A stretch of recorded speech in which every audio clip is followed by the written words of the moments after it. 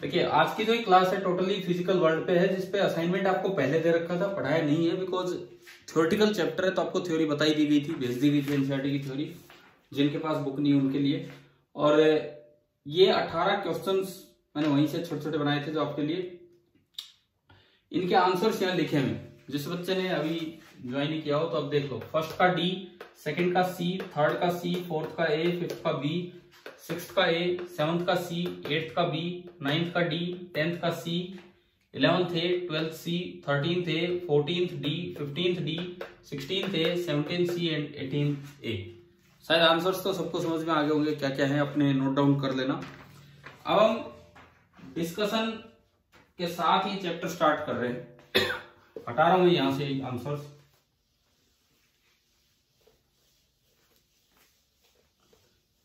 देखो अभी मेरे पास एनसीईआरटी टेक्स्ट बुक है और उसका पहला चैप्टर फिजिकल वर्ल्ड।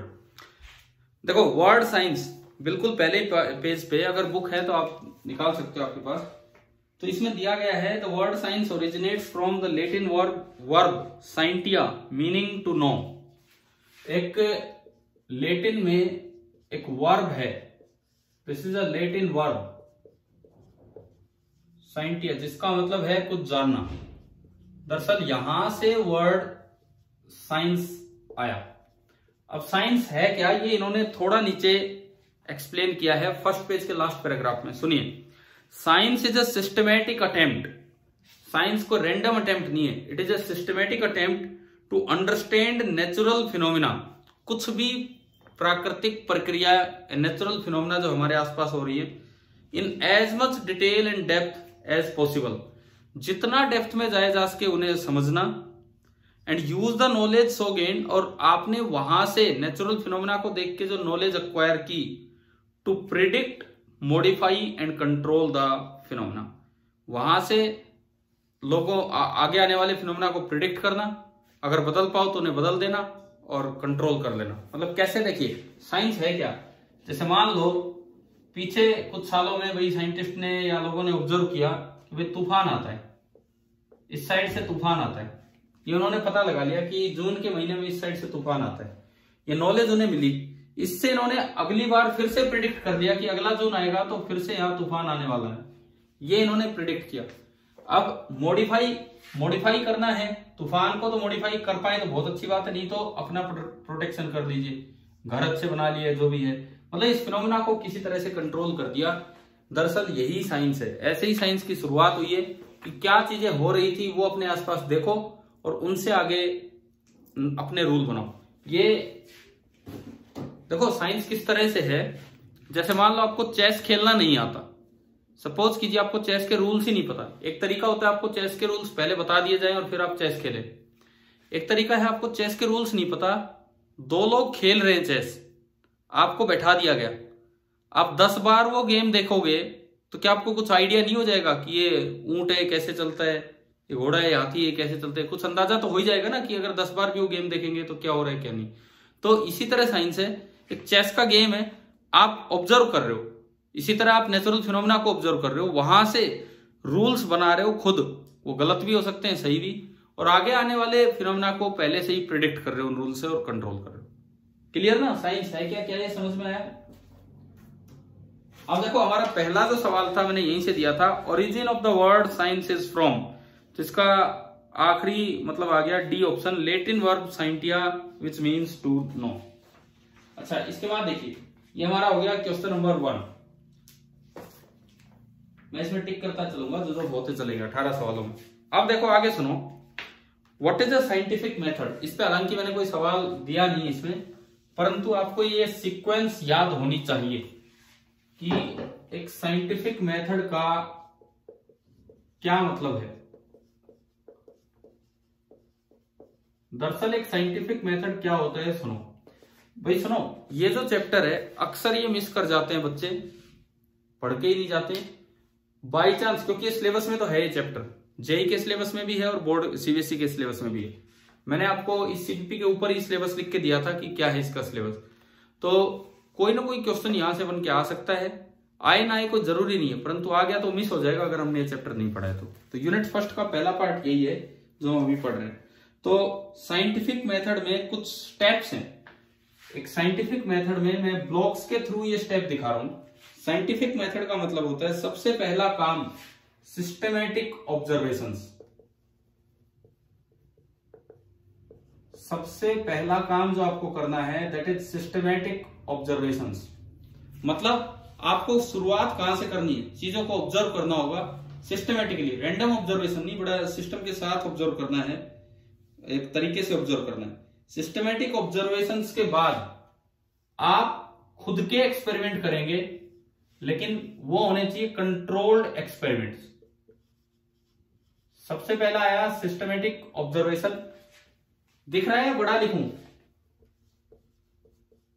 ठीक है ठीक है ठीक है, मैं बोल भी रहा हूं साथ साथ। सबसे पहले है सिस्टमैटिक ऑब्जर्वेशन।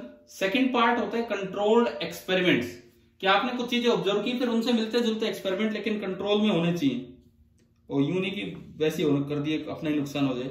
उसके बाद तीसरा स्टेप होता है क्वालिटेटिव एंड क्वांटिटेटिव रीजनिंग। इससे तो अगला स्टेप होता है साइंटिफिक मेथड में, that is called qualitative and quantitative reasoning. क्या मतलब? जैसे किसी ने ऑब्जर्व किया कि अर्थ सन के चारों तरफ चक्कर काट रही है, तो क्यों काट रही होगी, ये तो क्वालिटेटिव रीजनिंग। देखो मैं यहीं से शुरुआत करता हूं, अभी पूरा नहीं हुआ, मेथड आगे जा रहे हैं। सन के चारों तरफ अर्थ चक्कर काट रही है, ये एक सिस्टमैटिक ऑब्जर्वेशन था।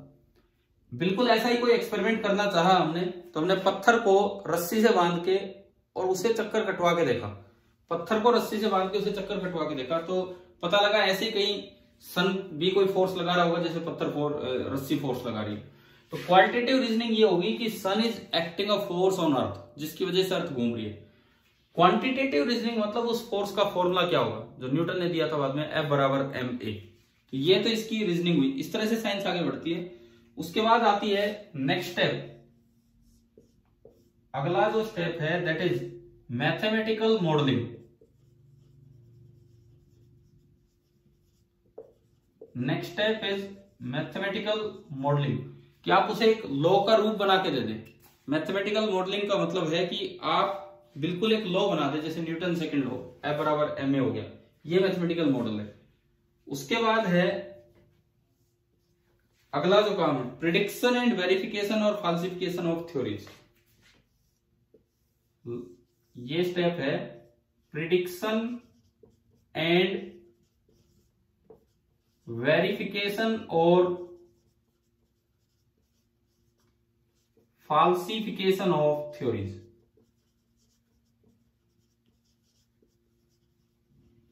ये आपका लास्ट स्टेप हो गया। देखो क्या क्या है साइंटिफिक मेथड में, 5 स्टेप सीक्वेंस में याद रखने। ये एक सीक्वेंस में याद रखने कि किस तरह से क्या क्या होगा। सबसे पहला काम सिस्टमैटिक ऑब्जर्वेशन। आपको अपने आसपास नेचुरल फिनोमेना को ऑब्जर्व करना होगा कि क्या हो रहा है क्या नहीं, उससे मिलते जुलते एक्सपेरिमेंट करने होंगे थ्योरी बनाने के लिए, तो दैट इज कंट्रोल्ड एक्सपेरिमेंट।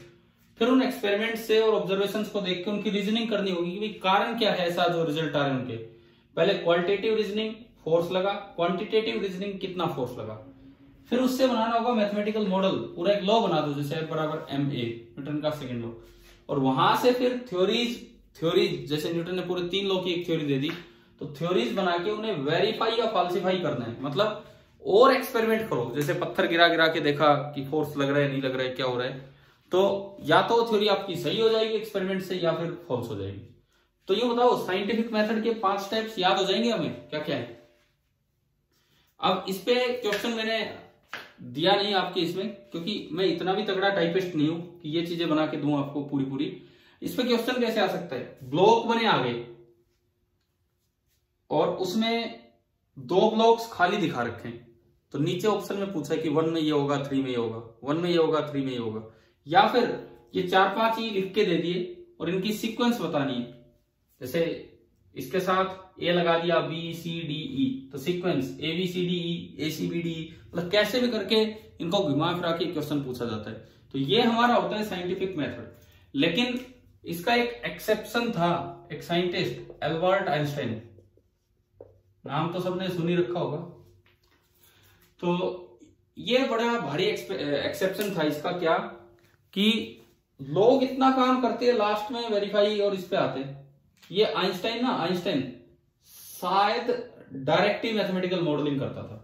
इन्होंने क्या किया, फोटो इलेक्ट्रिक इफेक्ट कभी बहुत पहले, इनके जन्म से काफी पहले ये डिस्क्राइब कर चुके थे, जन्म से नहीं या फिर ये बच्चे होंगे, मतलब 1887 में फोटो इलेक्ट्रिक इफेक्ट और इन सब चीजों का पता लगाया जा चुका था। लेकिन 1905 में इन्होंने डायरेक्ट थ्योरी दी, इन्होंने कोई एक्सपेरिमेंट ही नहीं किया। चलो वो छोड़ो, इसके बाद बिना एक्सपेरिमेंट किए इन्होंने फोटोन थ्योरी जो दी, तो उसके अगेंस्ट बहुत बड़े बड़े साइंटिस्ट आ गए, बहुत बड़े बड़े साइंटिस्ट। इलेक्ट्रॉन पे ऑयल ड्रॉप एक्सपेरिमेंट किसने किया था, कभी सुना हो तो? इलेक्ट्रॉन पे oil drop experiment Millikan, R.A. Millikan, कभी नाम सुना है? मिलिकन ने इलेक्ट्रॉन का चार्ज बाय मास और ये सब निकाला था, ऑयल ड्रॉप एक्सपेरिमेंट करके चार्ज की वैल्यूज दी थी। तो मिलिकन एक बड़े साइंटिस्ट थे, वो अड़ गए थे उस समय, बोले भाई आइंस्टाइन आपकी थ्योरी गलत है, क्योंकि उन्होंने, आइंस्टाइन ने फोटोन थ्योरी दी थी बिना किसी प्रूफ के, बस थ्योरी बना दी थी, बिना कोई एक्सपेरिमेंट किए थ्योरी बना दी थी। तो वो बोले कि आपकी थ्योरी गलत है। तो आइंस्टाइन का जवाब था, आप गलत प्रूव करके दिखा दो, मेरी तरफ से तो थ्योरी सही है, आप कर सके तो गलत प्रूव कर दीजिए। तो अनइंटेंशनली वो थ्योरी सही प्रूव हो गई थी मिलिकन के द्वारा। मतलब मिलिकन ने तो एक्सपेरिमेंट किए थे उसको गलत प्रूव करने के लिए, जो एक्सपेरिमेंट करने चाहिए थे आइंस्टाइन को, परंतु डाटा इकट्ठा करके जब लाए तो आइंस्टाइन की इक्वेशंस को सही प्रूव कर रहे थे। ये चीज हम 12th में पढ़ेंगे। और आइंस्टाइन को नोबेल प्राइज दिया गया इस काम के लिए। थ्योरी उन्होंने बनाई, मिलिकन ने, ऑयल ड्रॉप एक्सपेरिमेंट करने वाले मिलिकन ने उसके ऊपर भी एक्सपेरिमेंट किए, परंतु बात उनकी सही हुई आइंस्टाइन की, इसलिए उन्हें नोबेल प्राइज दिया गया था इस काम के लिए। तो आइंस्टाइन की प्रोसेस थोड़ी अलग थी, लेकिन general scientific process, scientific method ये होता है। अच्छा, उसके बाद सुनो, आगे बढ़ते हैं आपकी फिजिक्स के अकॉर्डिंग धीरे धीरे। अब जो पेज नंबर 2 पे ही इन्होंने फिजिक्स को डिफाइन कर रखा है, पेज नंबर 2 पे ही इन्होंने फिजिक्स को डिफाइन किया है। The word physics comes from A Greek word meaning nature. Book में ओनली इतना दिया है, the word physics comes from A Greek word meaning nature. और वो जो ग्रीक वर्ड था, वो ग्रीक वर्ड क्या था? फ्यूसिस। वो जो ग्रीक वर्ड था जहां से फिजिक्स लिया गया है वो फ्यूसिस था। तो आपका क्वेश्चन नंबर 2 हो गया यहां से, the origin of the word physics is from, तो सी ऑप्शन इसका आ गया, Greek word physis which means nature. यानी कि फिजिक्स में तो केवल और केवल नेचुरल फिनोमेना की ही बात होगी, और mainly non living natural, living वाले तो बायो में चले जाएंगे इस तरह से। अब यहां देखो, इन्होंने एनसीईआरटी में फिजिक्स को डिफाइन किया है, we can broadly describe physics as a study of basic laws of nature and their manifestation in different natural phenomena. कि भाई लॉज ऑफ नेचर पढ़ने और उनको कैसे नेचुरल फिनोमेना में लगाना है। अच्छा एक बात बताओ, कल आपने अगर, जैसे मैंने मेरी बुक से फोटो खींच के दिए थे आपको, क्या उसमें दिख रहा है बीच बीच में कुछ जगह अंडरलाइंस कर रखी हैं? तो वो केवल इसलिए, पूरा चैप्टर नहीं, मैंने जस्ट आपको इसलिए करके दिया था कि आपका काम है, एक बार आप, मैंने स्टार्ट करके दिया था भाई इस तरह से चैप्टर पढ़ना है, जो मेन लाइनें दिखे उनको आप अंडरलाइन कर लो, वही आपके नोट्स बन जाएंगे। तो उसमें दिख रहा होगा मैंने फिजिक्स को अंडरलाइन किया, कहीं वो साइंस वाला टर्म अंडरलाइन किया, फिर रिडक्शन, यूनिफिकेशन, ये सारी बातें वहां बताइए। चलिए, फिजिक्स क्या है, साइंस क्या है, यहां तक तो ठीक है।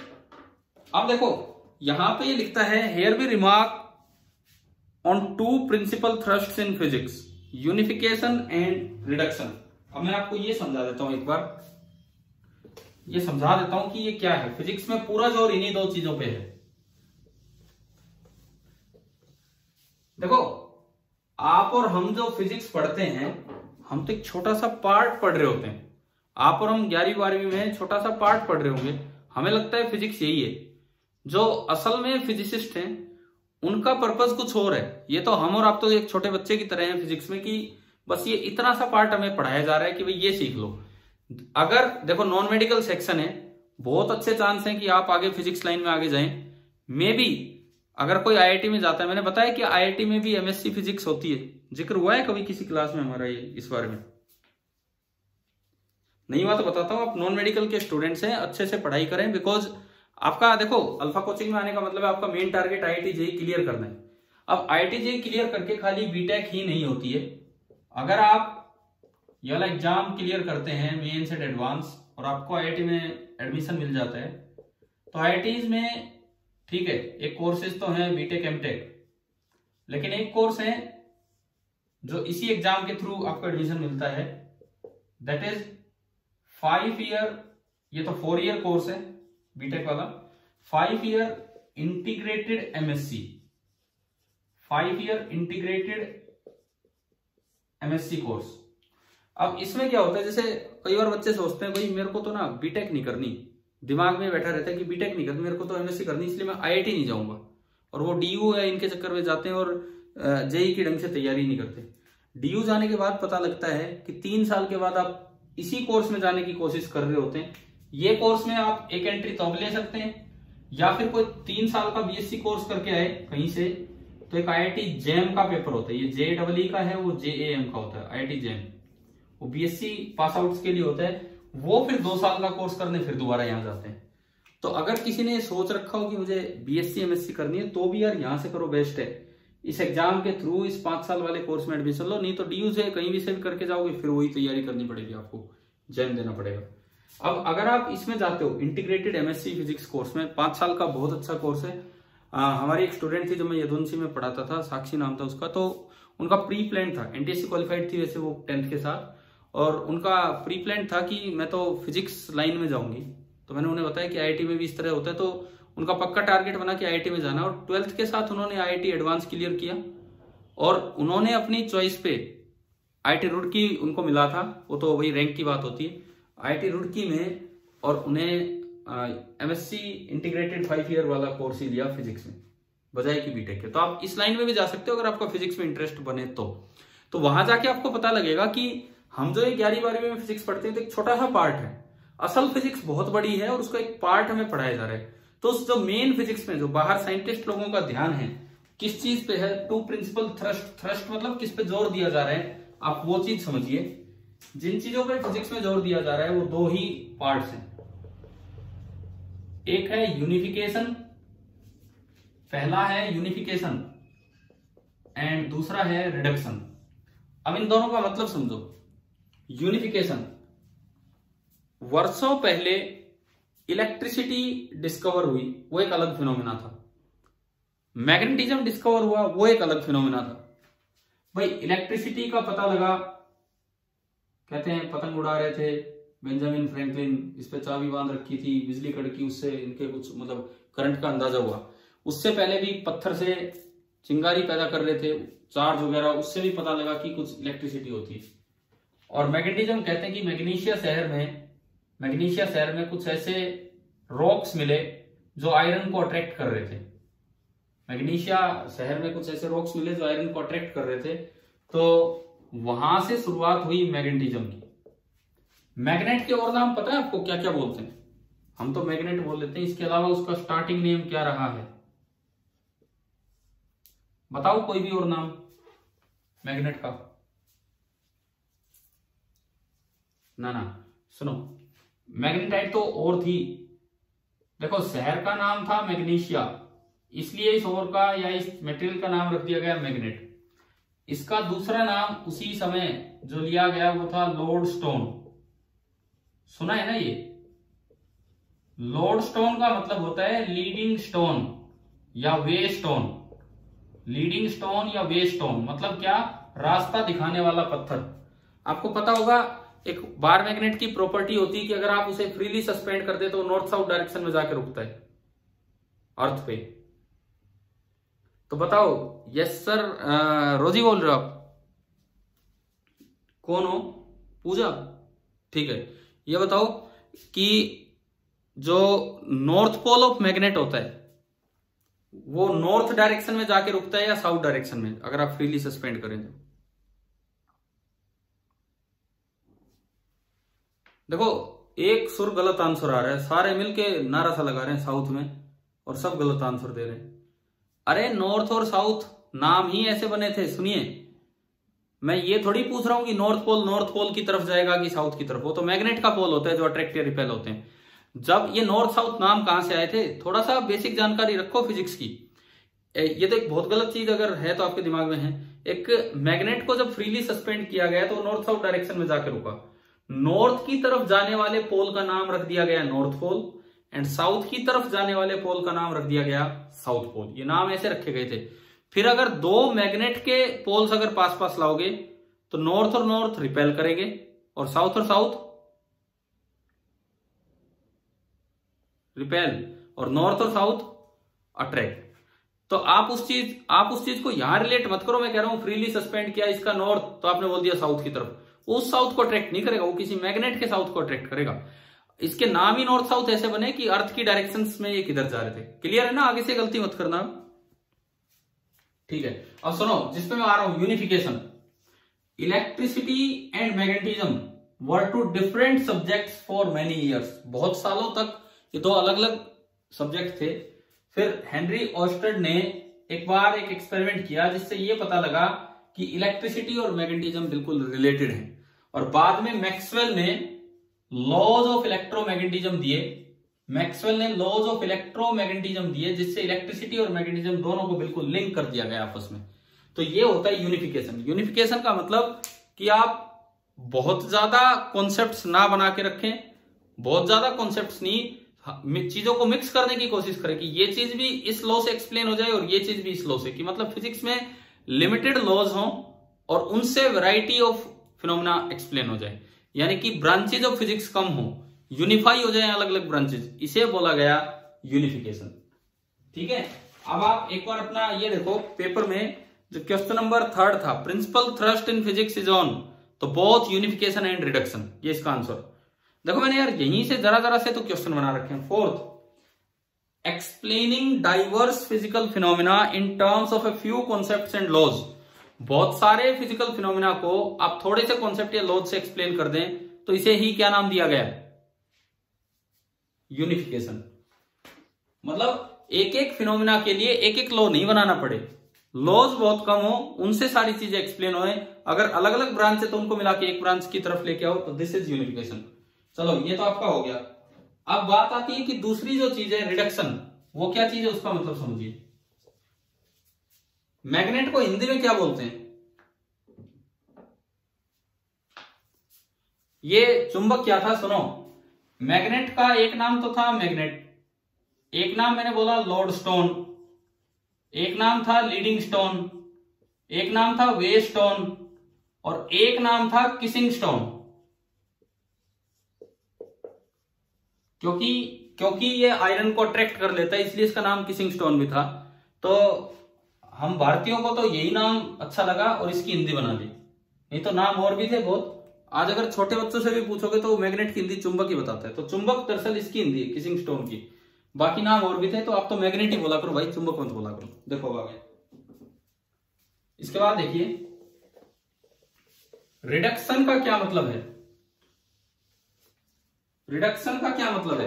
अगर आपने बुक से पढ़ा हो, रिडक्शन का मतलब होता है जैसे मान लो एक थर्मोडायनेमिक सिस्टम है, एक गैसियस सिस्टम है, उसके अंदर 10⁶ मॉलिक्यूल्स हैं छोटे से कंटेनर में।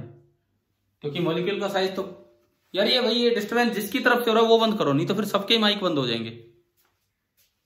देखिए मान लीजिए इसके अंदर बहुत ज्यादा मॉलिक्यूल्स हैं, 10⁶ मॉलिक्यूल्स हैं, और इस पूरे को स्टडी करना है तो आपको जरूरी नहीं एक एक मॉलिक्यूल के बारे में पढ़ना पड़े, एक एक मॉलिक्यूल के बारे में नहीं पढ़ना पड़ेगा। इसे फिजिक्स में बोला जाता है स्टैटिस्टिकल फिजिक्स, जो 12th तक तो नहीं, बाद में आती है ग्रेजुएशन में स्टैटिस्टिकल फिजिक्स।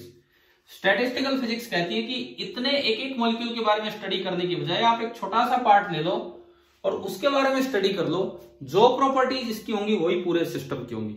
इसे बोलते हैं रिडक्शन। रिडक्शन का मतलब आगे है ना समझ में क्या है? दोबारा बताता हूं, मैं ये लाइन ही पढ़ के बताता हूं। ये क्वेश्चन नंबर 5 लिखता है deriving the properties of A bigger more complex system.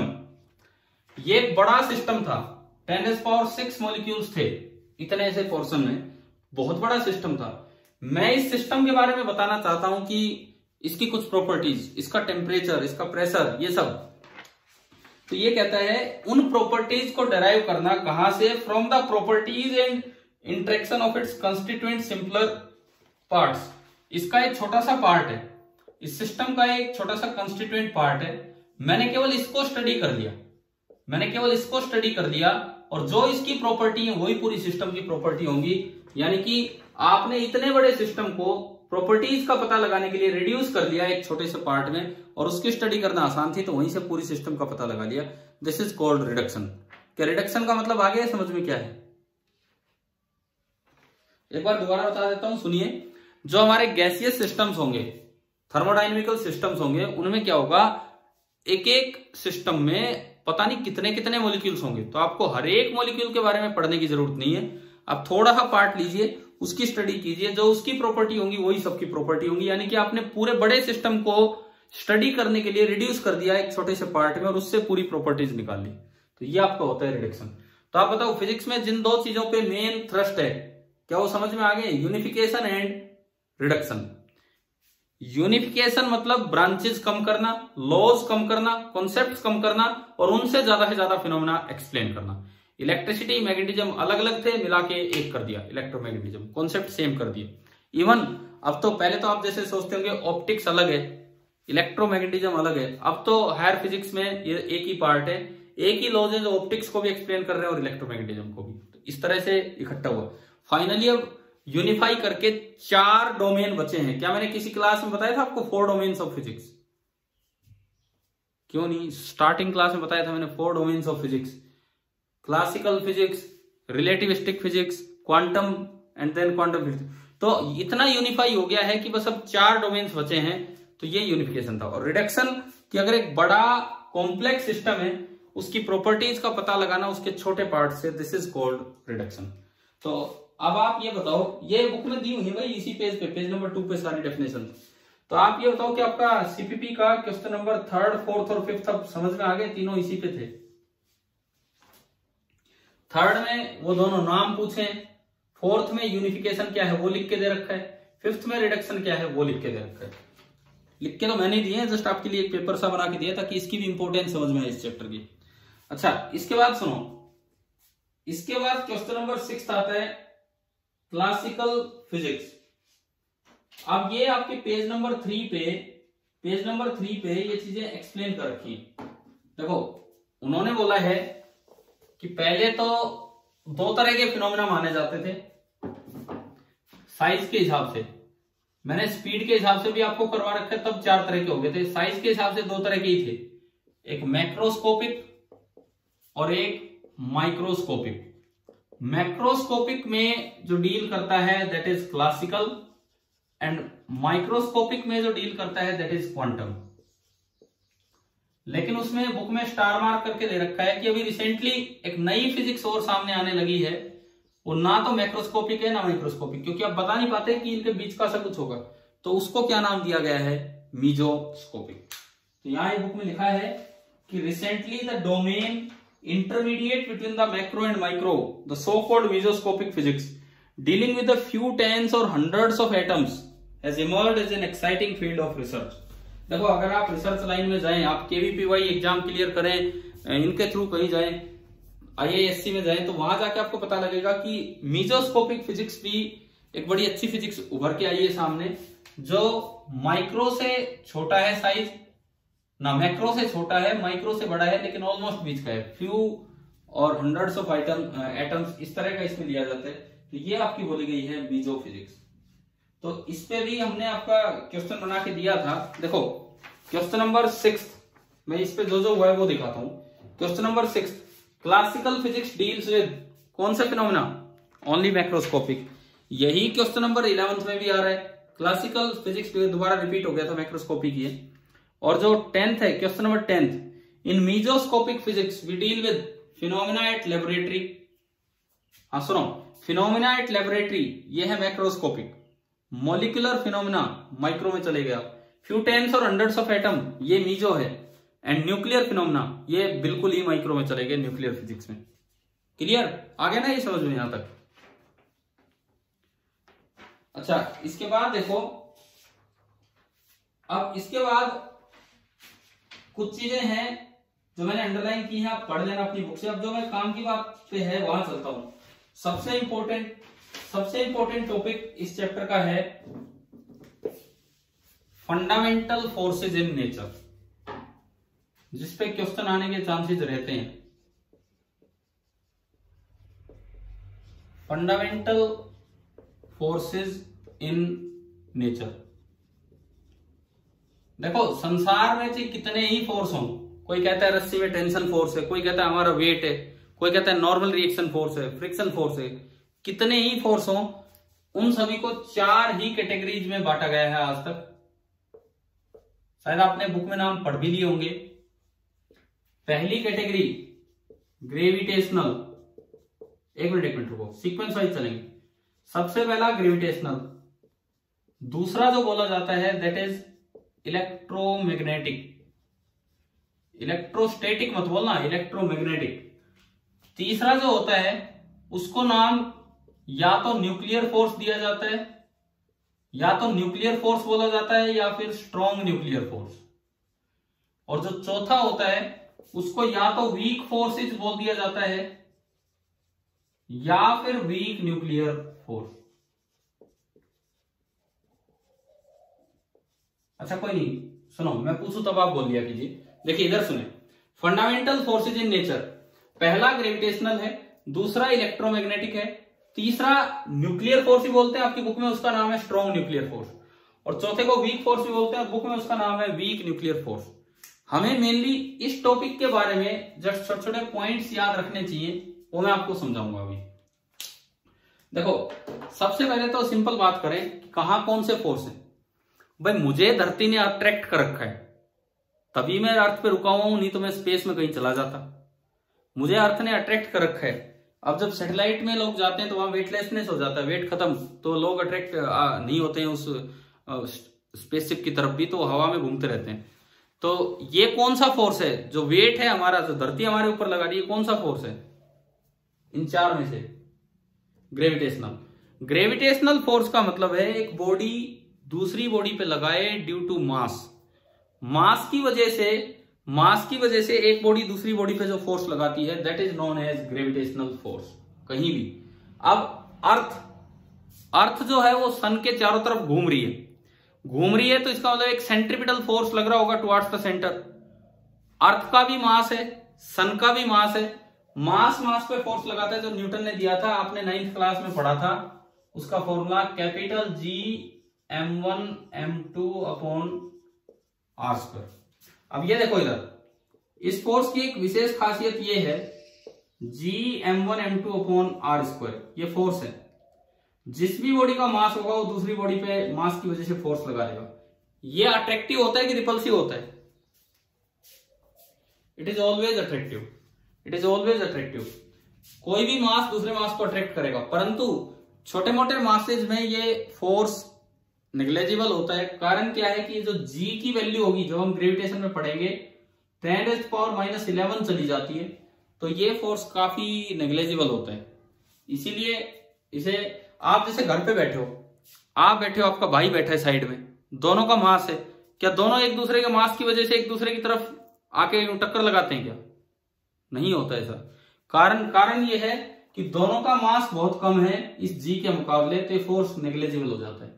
लेकिन जब आप अर्थ और सन की बात करते हैं, अर्थ का मास बहुत ज्यादा, सन का मास बहुत ज्यादा, तो G का इफेक्ट खत्म हो जाता है और फोर्स काफी ज्यादा है। या हमारे और अर्थ की बात करते हैं तो हमारा मास तो कुछ भी नहीं है, लेकिन अर्थ का मास बहुत ज्यादा है, इस वजह से हमको अर्थ ने खींचा हुआ है, बहुत स्ट्रॉन्ग फोर्स है। मान लो आपका वेट, सपोज कीजिए आपका मास है 40 kg, मान लीजिए आपका मास है 40 kg, तो जो आपका वेट होगा दैट इज नियरली, कोई बीच में देखो, जिसकी तरफ से आवाज आने लगे ना वो माइक अपना बंद कर दिया करो तभी।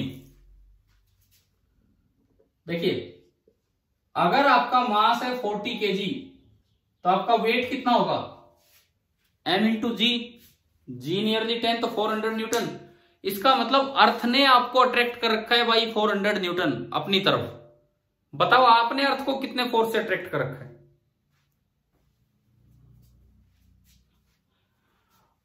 क्यों नहीं पता यार? अर्थ ने आपको न्यूटन्स थर्ड लॉ क्यों नहीं कर रखा? बिल्कुल कर रखा है। न्यूटन्स थर्ड लॉ पढ़ा है 9th क्लास में। Action and reaction are equal and opposite. अगर अर्थ ने आपको 400 न्यूटन से अट्रैक्ट कर रखा है तो आपने भी अर्थ को कितने न्यूटन से अट्रैक्ट कर रखा है? 400 न्यूटन से। क्लियर है? इन चीजों में गड़बड़ मत करना। अगर देखो मान लो ये कोई 30 केजी का ऑब्जेक्ट है, क्वेश्चन आ जाए कहीं कि ये कोई 30 केजी का ऑब्जेक्ट है और ये कोई 40 केजी का ऑब्जेक्ट है और 40 केजी वाले पे फोर्स लग रहा है 4 न्यूटन, तो बताओ 30 केजी वाले पे कितना लगेगा? अगर 30 केजी ने 40 केजी पे 4 न्यूटन फोर्स लगाया तो 40 केजी ने 30 पे कितना लगाया होगा? 3 न्यूटन या 4 न्यूटन? 4, क्योंकि action and reaction are equal and opposite. तो ग्रेविटेशनल फोर्स सबसे बेसिक फोर्स है, क्योंकि मास तो होता ही होता है ऑब्जेक्ट का, और मास होगा तो दूसरे मास को अट्रैक्ट करेगा विद द फॉर्मूला Gm1m2/r², परंतु ये नेग्लेजिबल है अगर एक भी मास बहुत हैवी नहीं है तो। ग्रेविटेशनल फोर्स आ गया समझ में? ये पूरा एक चैप्टर में पढ़ेंगे हम आगे, ग्रेविटेशन, ये सबकी डिटेल आनी है पूरी 11th 12th में। अभी तो आज एक बार जस्ट इंट्रोडक्शन ले रहे हैं यहां पे इस चैप्टर में। दूसरी बात, आप दो बॉडीज के बीच में डिस्टेंस बढ़ा दो तो ग्रेविटेशनल फोर्स कम होगा ज्यादा होगा? कम होगा। क्या कोई इतनी डिस्टेंस हो सकती है कि ये जीरो हो जाए? क्या इतनी डिस्टेंस हो सकती है कि ये जीरो हो जाए?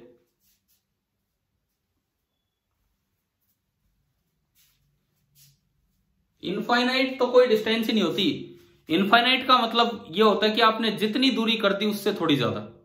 इनफाइनाइट तो मतलब वो है जहां आप कभी पहुंच ही नहीं सकते। तो इसका मतलब ग्रेविटेशनल फोर्स कभी भी जीरो नहीं हो सकता है, तो इसे बोलते हैं it is an infinite range force. Gravitational force की रेंज इनफाइनाइट होती है। क्लियर हो गए? दूसरा देखो, इलेक्ट्रोमैग्नेटिक फोर्स। हमें जस्ट एक थोड़ा थोड़ा हिंट लेना है, जितना एनसीईआरटी बुक में वहां दिया हुआ है बस उतना उतना आप देखते चलो। इलेक्ट्रोमैग्नेटिक फोर्स ये वो फोर्स है जो एक बॉडी दूसरी बॉडी पे लगाती है ड्यू टू चार्ज पार्टिकल। अब देखो एक एटम में 3 तरह की चीजें होती हैं, प्रोटॉन, इलेक्ट्रॉन और न्यूट्रॉन। चार्ज पार्टिकल कौन कौन से हैं? हाँ, इसका मतलब इलेक्ट्रोमैग्नेटिक फोर्सेस न्यूट्रॉन की वजह से नहीं होते। एक बॉडी का दूसरी बॉडी पे जो इलेक्ट्रोमैग्नेटिक फोर्स लगा है that is only due to proton and electron. और कूलम ने एक फॉर्मूला दिया था K(Q1Q2)/r²। अब K की पावर में 10 की पावर 9 आता है, जिससे काफी स्ट्रॉन्ग फोर्स है। मतलब ग्रेविटेशनल फोर्स के मुकाबले ये बहुत स्ट्रॉन्ग फोर्स है। क्लियर है ना ये चीज? और ज्यादा स्ट्रांगली कब दिखता है? जब डिस्टेंस बहुत ही कम हो, जब दो चीजें कांटेक्ट में होंगी। कांटेक्ट की वजह से जितने भी फोर्स होते हैं जो केवल कांटेक्ट की वजह से हैं, वो सारे आपके इलेक्ट्रोमैग्नेटिक फोर्स हैं। जैसे मान लो मैं आपसे हाथ मिलाऊं तो मुझे कुछ महसूस होगा, आपका हाथ महसूस हो रहा है, तो एक फोर्स लग रहा है। तो इस बॉडी के प्रोटॉन इलेक्ट्रॉन्स ने इस बॉडी के प्रोटॉन इलेक्ट्रॉन्स पे फोर्स लगाया है, वो है ये force, contact force. Contact force जितने भी होंगे वो सारे आपके इलेक्ट्रोमैग्नेटिक होते हैं। हम जो सोचते हैं ना, जो नहीं पता लगे, 90% फोर्स आपके इलेक्ट्रोमैग्नेटिक ही होंगे। जैसे देखिए एक आदमी चलता है रोड पे, कैसे चलता है भाई? पिछले पांव से चलता है कि अगले पांव से चलता है? ना, दोनों से नहीं चलता। अगर आप आगे जा रहे हो तो आप पिछले पांव से चलते हो कि अगले पांव से चलते हो? दोबारा, अरे सुनो, ये भी एक 9th क्लास का कॉन्सेप्ट है, सुनिए ध्यान से। आप कह रहे हो दोनों से, मैंने ये नहीं पूछा कि लेफ्ट पैर से चलते हो कि राइट से। अगर मैं पूछता लेफ्ट या राइट तो आप कहते दोनों से। मैंने पूछा आप आगे जा रहे हो तो आप पिछले पांव से चलते हो कि अगले से, तो आंसर है पिछले से। कभी ये पांव पीछे होता है तो इसकी वजह से आगे बढ़ते हो, और फिर ये पांव पीछे हो जाता है तो इसकी वजह से आगे बढ़ते हो। तो हमेशा जो पिछला पांव है उससे आगे बढ़ोगे। कैसे? देखिए मान लो ये कोई आदमी है, ये चल रहा है भाई, ये चल रहा है इस तरीके से। जब ये आगे बढ़ता है तो इसका मतलब क्या है? ये इस पांव से इसको दबाता है पीछे की तरफ। बदले में बाय न्यूटन्स थर्ड लॉ इस पे भी उतना ही रिएक्शन फोर्स लगता है आगे की तरफ। इसे बोलते हैं कॉन्टेक्ट फोर्स। इस कॉन्टैक्ट फोर्स के दो कंपोनेंट होते हैं। ये अगर ये एंगल थीटा है तो एक कंपोनेंट आर कोस थीटा और एक component r sine theta. R cos theta को बोला जाता है फ्रिक्शन। सरफेस के पैरेलल जो कॉन्टैक्ट फोर्स होता है उसे बोलते हैं फ्रिक्शन, एंड सरफेस के परपेंडिकुलर जो कॉन्टैक्ट फोर्स होता है उसे नाम दिया जाता है नॉर्मल रिएक्शन। जब हम कदम ताल करते हैं, पैदल चलते हैं, तो बताना फ्रिक्शन आगे लगता है कि पीछे जब हम आगे जा रहे होते हैं तो? पीछे कहां लग रहा है? ये मैंने दिखाया। देखो इसका मतलब फिजिक्स में बहुत सारी गड़बड़ियां हैं हमारे, तो धीरे धीरे हम उन चीजों को ठीक करते चलेंगे। मैं ये नहीं कह रहा कि पैर स्लिप करके जा रहा है, आपका पैर स्लिप नहीं कर रहा है, आप ग्राउंड पे रखते हो फिर पांव आगे जाता है, ग्राउंड पे रखते हो फिर आगे जाते हो, तो ऐसे में जो फ्रिक्शन लगता है वो आगे लगता है। हम समझेंगे न्यूटन लॉ के टाइम पे, लेकिन यहां से मैं ये बताना चाह रहा हूं रिएक्शन फोर्स मतलब contact force, friction force, normal reaction force, ये सारे किस कैटेगरी में आते हैं? कौन सी कैटेगरी में? इलेक्ट्रोमैग्नेटिक फोर्स की कैटेगरी में।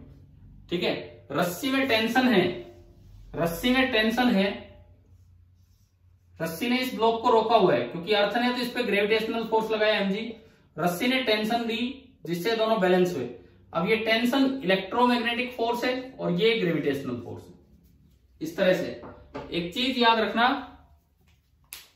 एक्शन और रिएक्शन पेयर्स हम बनाना सीखेंगे न्यूटन थर्ड लॉ के टाइम, जब हम उस चैप्टर पे चलेंगे तो उसमें कहीं ना कहीं दोबारा से इस टॉपिक पे आएंगे हम।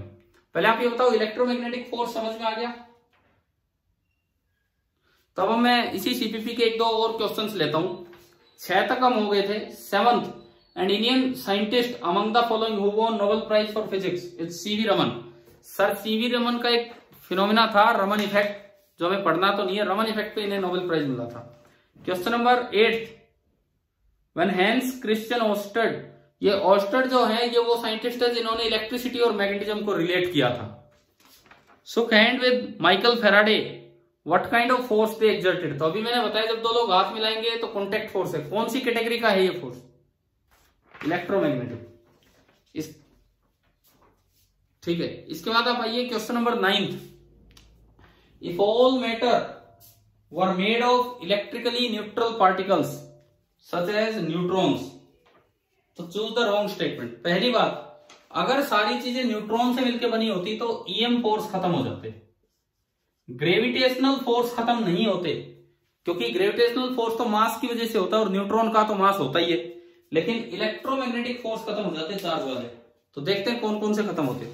There would be no force of friction. बताओ भाई फ्रिक्शन इलेक्ट्रोमैग्नेटिक फोर्स है या नहीं है? और खाली न्यूट्रॉन होते तो चार्ज ही खत्म, तो फ्रिक्शन खत्म। सही है पहली स्टेटमेंट। दूसरा, there would be no tension in the string. Tension कैसा फोर्स है? तो ये भी सही है, ये भी खत्म हो जाता। Third, it would not be possible to sit on a chair. आप चेयर पे बैठते हैं, आप चेयर पे बैठते हैं, आप इसलिए रुक पाते हैं कि आप पे नीचे तो लग रहा होता है वेट, बदले में चेयर लगा देती है नॉर्मल रिएक्शन। नॉर्मल रिएक्शन कैसा फोर्स है? तो अगर न्यूट्रॉन से मिलकर बने होंगे तो ये नहीं लगेगा, आप चेयर तोड़ते हुए नीचे जाएंगे। इसका मतलब चेयर पे बैठना भी पॉसिबल नहीं था। समझ गए हो तीनों? चौथा, earth could not move around the sun. Earth जब सन के चारों तरफ घूमती है तो कौन सा फोर्स है जो सेंट्रीपिटल का काम करता है, जो उसे घुमा रहा होता है? ग्रेविटेशनल। तो अगर सारी चीजें न्यूट्रॉन से मिलकर बनी होती तो भी मास थोड़ी खत्म होता, मास तो तब भी रहता, और मास रहता तो इसका मतलब ग्रेविटेशनल फोर्स तो रहता। तो ये चीज गलत हो गई है, अर्थ का घूमना प्रभावित नहीं होता। आप बताइए 9th क्वेश्चन आ गया अभी समझ में? ठीक है, 10th में बता चुका हूं मीजोस्कोपिक, 11th बता चुका हूं। 12th पे आइए, Albert Einstein was awarded Nobel prize. देखो इसने 3 बड़े बड़े काम ये किए, यही थे। फोटो इलेक्ट्रिक इफेक्ट को उसने केवल एक्सप्लेन किया, ढूंढा किसी और ने, हर्ट्ज ने ढूंढा था, इन्होंने केवल एक्सप्लेन किया।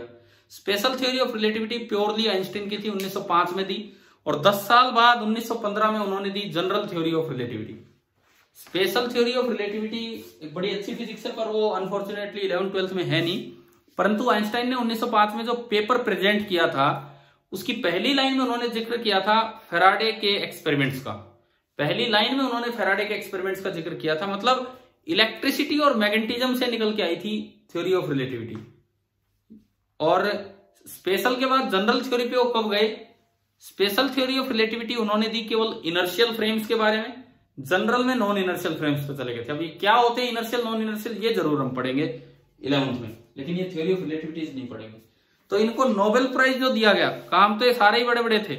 मास एनर्जी इक्विवेलेंस, आपने रिलेशन पढ़ा है, E=mc²।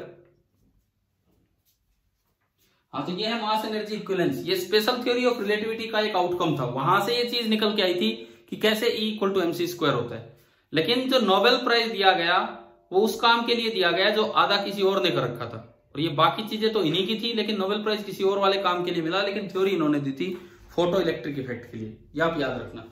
अब जो अगले 2-3 सवाल हैं उसके लिए मैं आपको ये 2 फोर्सेज और बताता हूं, न्यूक्लियर एंड वीक फोर्स। वैसे तो 12th में आते हैं क्वांटम मैकेनिक्स में, लेकिन अभी न्यूक्लियर फिजिक्स में, लेकिन अभी समझिए क्या है न्यूक्लियर फोर्स का कैसे पता लगा। एक साइंटिस्ट थे, क्या नाम लिखा है मैंने बोर्ड पे, पढ़ के बताओगे? युकावा, एक साइंटिस्ट थे युकावा। नाम से कहां के लग रहे हैं?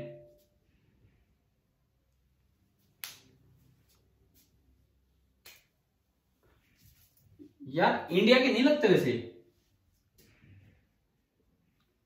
हमारे एक प्रोफेसर थे, कछावा नाम था उनका, कछावा, तो वो तो इंडिया के थे, प्रोफेसर कछावा। बट वो राजस्थान से थे भाई, वो तो प्रोफेसर कछावा, तो नाम तो मिलता जुलता है उनसे, बट ये ठीक आपने सही प्रिडिक्ट किया है, जापान से थे। इनका नाम जब आता है तो मुझे मिस्टर कछावा की याद आ जाती है कि कछावा भी एक प्रोफेसर थे हमारे। इस तरह से देखिए, युकावा जी ने न्यूक्लियर और वीक फोर्सेस के बारे में बहुत कुछ बताया। इन्होंने मीजन थ्योरी दी जो हम 12th में पढ़ रहे होंगे। इन्होंने सबसे पहली बात, देखो क्या पता लगा, नाम तो हटाओ, एक अल्फा पार्टिकल आपने सुना है? अल्फा पार्टिकल क्या होता है? क्या होता है? क्या होता है अल्फा पार्टिकल? यार नाम क्या समाचारों में थोड़ी आता है, ये बुक में आया होगा कहीं। अरे सुनो, ये अल्फा पार्टिकल है। अल्फा पार्टिकल ये है, इसके अंदर 2 तो प्रोटॉन होते हैं और 2 neutron. Alpha particle is a group of 2 protons and 2 neutrons, इसे बोलते हैं अल्फा पार्टिकल। अब हाँ ठीक है, हीलियम 2 पॉजिटिव, हीलियम न्यूक्लियस भी आप बोल सकते हो। सुनो, इस ग्रुप को, ये ग्रुप एक स्टेबल है, ये इंडिपेंडेंटली स्टेबल है, लेकिन दिक्कत ये आ रही थी यार ये स्टेबल है कैसे, क्योंकि प्रोटॉन पे पॉजिटिव चार्ज, प्रोटॉन पे पॉजिटिव चार्ज, पॉजिटिव पॉजिटिव एक दूसरे को क्या करता है, रिपेल की अट्रैक्ट, रिपेल। और जो इलेक्ट्रोमैग्नेटिक फोर्सेज हैं, चार्ज की वजह से फोर्स, वो बहुत स्ट्रॉन्ग होते हैं। अब कोई कहे रुके हुए हैं मास की वजह से, क्योंकि मास मास को अट्रैक्ट करेगा, तो ग्रेविटेशनल फोर्स तो बहुत वीक होते हैं और इलेक्ट्रोमैग्नेटिक फोर्स बहुत स्ट्रॉन्ग होते हैं। तो क्या ग्रेविटेशनल फोर्स इसको रोक सकता है, इस रिपल्सन को? नहीं रोक सकता। तो यहां एक तीसरे फोर्स का जिक्र किया गया, यहां एक तीसरे फोर्स का जिक्र किया गया, न्यूक्लियर फोर्स। कि न्यूक्लियस के अंदर 2 प्रोटॉन या 2 न्यूट्रॉन या 1 प्रोटॉन 1 न्यूट्रॉन के बीच में अट्रैक्टिव फोर्स बना रहता है, उसे बोला गया स्ट्रॉन्ग न्यूक्लियर फोर्स। काफी स्ट्रॉन्ग वो होता है। उसकी खासियत क्या थी कि वो चार्ज पे डिपेंड नहीं करता, चार्ज है या नहीं है उसको छोड़ो, बस प्रोटॉन होना चाहिए या न्यूट्रॉन होना चाहिए। दूसरी खासियत, न्यूक्लियस के अंदर ही होनी चाहिए। थोड़ी भी सेपरेशन बढ़ाई, न्यूक्लियस से थोड़ी भी दूर गए, मतलब इतना भी सेपरेशन कर दिया, न्यूक्लियस के एंड पॉइंट्स पे भी गए, तो भी ये फोर्स खत्म हो जाता है, 2 पार्टिकल्स के बीच का, 0 हो जाता है। तो न्यूक्लियर फोर्स जो हम 12th में पढ़ेंगे, ये एक बड़ा ही स्ट्रॉन्ग फोर्स है पहली बात, लेकिन बहुत शॉर्ट रेंज का फोर्स है। न्यूक्लियस के अंदर अंदर लग रहा होगा, अंदर भी बस पास पास वाले पार्टिकल्स पे, दूर वालों पे नहीं लगेगा। तो न्यूक्लियर फोर्स क्या है, कुछ इसका पता लगा? ठीक है, 12th में और इसकी डिटेल लेंगे। अब आता हूं मैं आखिरी फोर्स, वीक फोर्स पे। वीक फोर्स क्या है वो देखिए। ये पाया गया कि न्यूक्लियस के अंदर से इलेक्ट्रॉन बाहर आ रहे थे। बताओ ये पॉसिबल था या नहीं, बताइए। न्यूक्लियस के अंदर से क्या इलेक्ट्रॉन बाहर आ सकता है? बिल्कुल आया था, बिल्कुल आया था। क्या? हाँ, फिर भी आए थे। इन्हें बोलते हैं बीटा नेगेटिव डिके।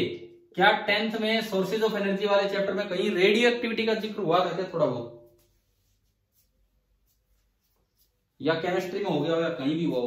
तो रेडियो एक्टिविटी यही तो है रेडियो एक्टिविटी कि न्यूक्लियस से भी इलेक्ट्रॉन का बाहर आना, न्यूक्लियस से अल्फा पार्टिकल का बाहर आना, ये सब रेडियो एक्टिविटी है। इलेक्ट्रॉन बाहर आ रहे हैं बीटा डीके, अल्फा पार्टिकल बाहर आ रहे हैं अल्फा डीके।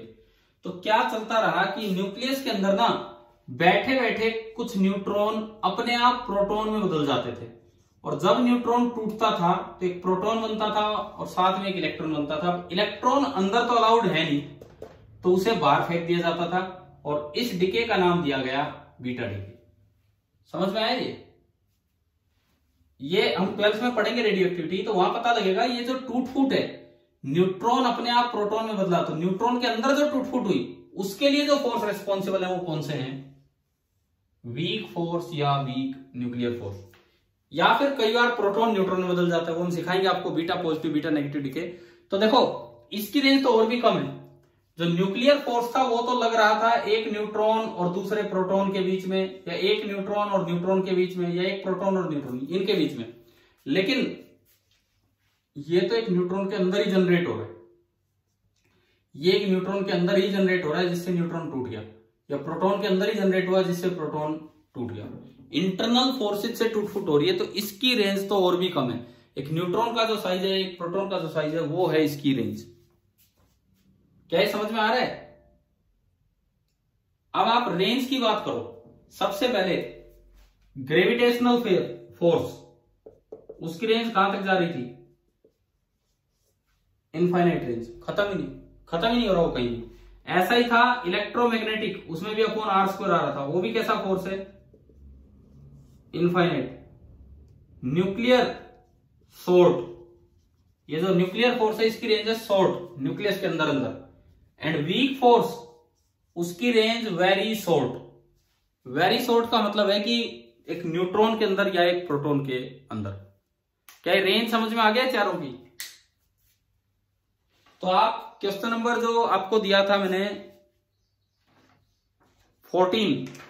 14 में लिखता है E, G, W and N। E पहले E तो बोला इसको इलेक्ट्रोमैग्नेटिक को, G ग्रेविटेशनल को, W ये आखिरी वाले को, और N ये तीसरे नंबर वाले पे। तो ये कहता है कि अगर आपको इसकी रेंज बतानी हो तो रेंज बताओ क्या होगी? सबसे ज्यादा तो किन की? हाँ, G और E तो बराबर हों, उससे कम रेंज न्यूक्लियर, ये स्ट्रॉन्ग न्यूक्लियर है, और उससे कम रेंज है वीक न्यूक्लियर की। तो ये आपका आंसर डी आ गया। बताओ अब 14th क्वेश्चन आया समझ में? ठीक है, अब मैं थोड़ा इनकी स्ट्रेंथ की बात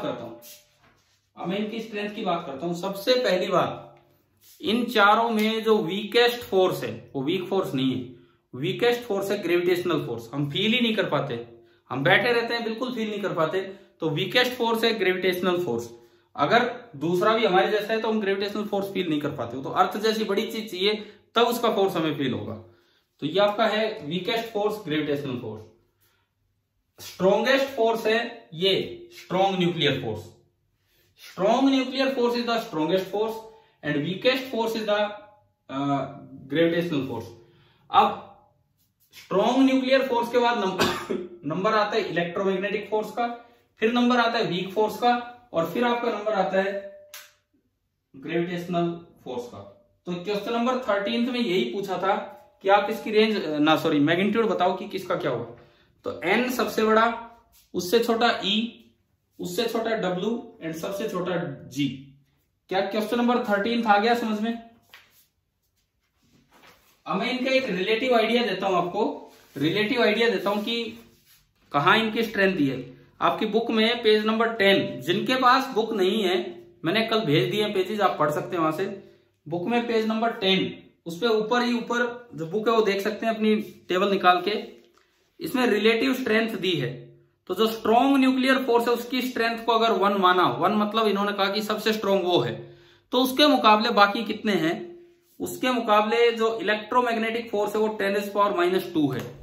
10⁻² का मतलब है, देखो ये इनका रेशियो दे रहा है, सबसे स्ट्रॉन्ग है न्यूक्लियर फोर्स, उसके बाद है इलेक्ट्रोमैग्नेटिक, उसके बाद है वीक और सबसे लास्ट है ग्रेविटेशनल। तो ये इनका रेशियो दे रहा है। अगर मैं सबसे स्ट्रॉन्ग को 1 बोलूं तो इलेक्ट्रोमैग्नेटिक फोर्स नियरली 10⁻⁻²। उसके बाद weak nuclear force nearly 10⁻⁻13 and उसके बाद ग्रेविटेशनल फोर्स नियरली 10⁻⁻39। ये रेंज, ये रेशियो, ये सब आपको याद रख लेना है। तो इससे आपका क्वेश्चन नंबर 13 भी हो गया। अब किसी बच्चे ने अगर ध्यान से देखा हो तो 13th और 15th में डिफरेंस क्या है? 13th और 15th में डिफरेंस क्या है?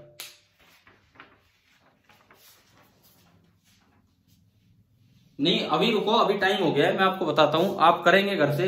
एक तो इसमें आखिर के 3-4 सवाल बचे हैं, प्लस मैं आपको फिजिकल वर्ल्ड से करने के लिए, ये 4 तरह के फोर्सेज से करने के लिए एक और होमवर्क दे रहा हूं अभी, जो आप आज कर लेंगे जब भी आपको टाइम लगेगा। एच.सी. वर्मा बुक में जो चैप्टर नंबर 4 है द फोर्सेज, पेज नंबर 62 पे उसके केवल ऑब्जेक्टिव करने, केवल objective first and objective second. अरे मैं डाल दूंगा ना एक पेज, कोई बात ही नहीं हो। तो आपको जो मैं पेज आज दूं, एच.सी. वर्मा का एक पेज है ये, ऑब्जेक्टिव फर्स्ट और ऑब्जेक्टिव सेकंड। ये मेनली टाइप्स ऑफ फोर्सेस के ऊपर है। इन 4 तरह के फोर्सेस पे क्वेश्चंस हैं कुछ। ऑब्जेक्टिव फर्स्ट का मतलब है single correct, and objective second का मतलब है एक, हाँ मतलब एक भी सही हो सकता है, एक से ज्यादा भी। तो ये आपका आज का होमवर्क रहेगा, प्लस इसके 1-2 सवाल और बचे हैं, वो भी आप देख लेना। लेकिन क्या कुछ आइडिया लगा फिजिकल वर्ल्ड का, क्या है क्या नहीं? ठीक है, अब कल 5 मिनट या 10 मिनट आपके डाउट्स लेके फिजिकल वर्ल्ड से, और फिर हम पहला जो यूनिट है उसका अगला काम यानी कि सेकंड चैप्टर स्टार्ट कर रहे होंगे। क्लियर? ठीक है, थैंक यू।